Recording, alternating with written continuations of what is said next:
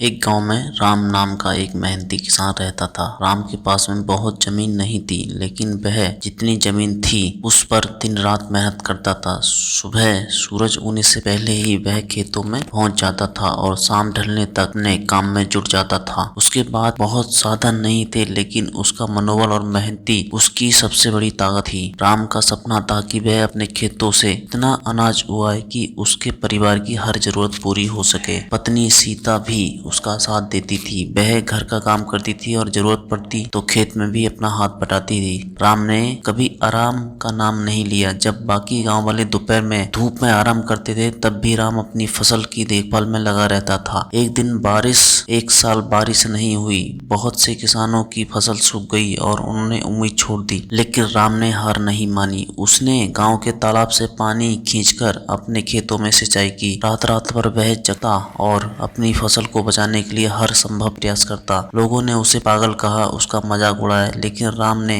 किसी की नहीं सुनी। वह अपने काम में लगा रहा। वक्त बीतता गया और जब फसल कटने का समय आया तो राम को मेहनत रंग लाई। जहाँ दूसरे किसानों के खेत खाली थे, राम के खेतों में सुनहरी फसल लहरा रही थी। गांव के जो लोग उसका मजाक उड़ाते थे, अब उसकी तारीफ करने लगे। राम की मेहनत और धैर्य ने उसे सफल बना दिया। इस कहानी से ये सीखने को मिलता है कि मेहनत का कोई विकल्प नहीं होता। जब हम दिल से प्रयास करते हैं तो मुश्किलें भी घुटने टेक देती हैं। राम ने साबित कर दिया कि सच्ची मेहनत और समर्पण करके कोई चुनौती बड़ी नहीं होती।